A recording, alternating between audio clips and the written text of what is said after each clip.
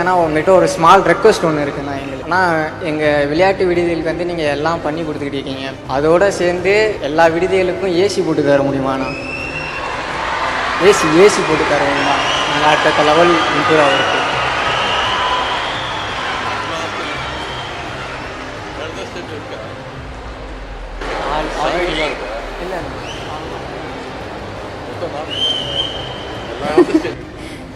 கிடைச்ச சான்ஸ் பயங்கரமா யூஸ் பண்ணிக்கிட்டாரு. இதுவரைக்கும் அமைதியா இருந்த வீரர்கள் இந்த ரெக்வஸ்டுக்கு எவ்வளவு உற்சாகமாயிட்டாங்க பாத்தீங்களா? எல்லாருடைய குரலாவும் தம்பி மாறி இருக்கான். ஹாஸ்டல் பசங்க எப்பவுமே பயங்கர ஷார்ப்பா இருப்பாங்க.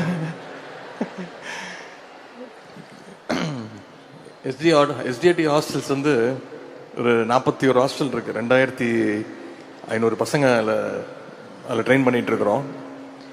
நம்ம கவர்மெண்ட் வந்ததுக்கு அப்புறம் தான், ரொம்ப வருஷத்துக்கு அப்புறம் அவங்களோட தம்பி சொன்ன மாதிரி டயட்ரி சார்ஜஸ்ன்னு ஒன்று அலவன்ஸ் ஒன்று கொடுப்போம். அதை இன்க்ரீஸ் பண்ணி கொடுத்தோம்.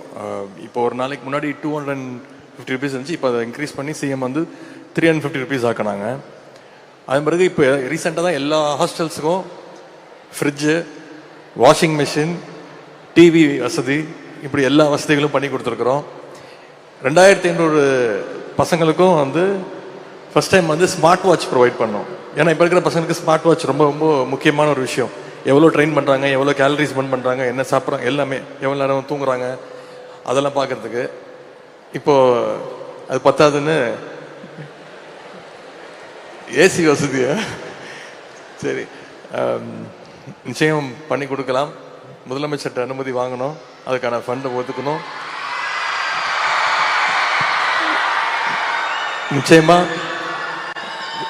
மீண்டும் நம்முடைய அரசு அமைஞ்ச பிறகு நான் திருப்பி எனக்கு இந்த போர்ட்ஃபோலியோ கொடுத்தாங்கன்னா, விளையாட்டுத்துறை அமைச்சராக பொறுப்பு வந்துச்சுன்னா, நான் போடுற முதல் கையெழுத்து எல்லா ஹாஸ்டல்ஸுக்கும் ஏசி வசதி பண்ணி கொடுப்பதற்கான கையெழுத்தாக நிச்சயமாக இருக்கும். எனக்கே அந்த ஹாஸ்டல்ல சேரணும் போல ஆசை வந்துருச்சு.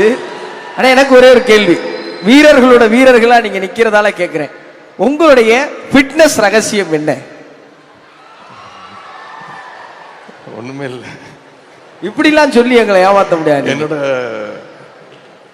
சாம்பியன்ஸ் தான் என்னோட இன்ஸ்பிரேஷன், அவ்வளவுதான்.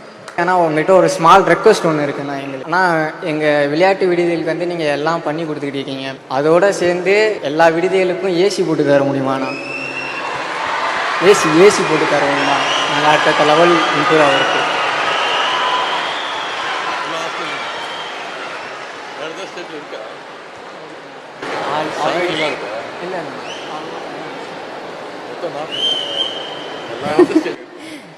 கிடைச்ச சான்ஸ் பயங்கரமா யூஸ் பண்ணிக்கிட்டாரு. இதுவரைக்கும் அமைதியா இருந்த வீரர்கள் இந்த ரெக்வஸ்டுக்கு எவ்வளவு உற்சாகமாயிட்டாங்க பாத்தீங்களா?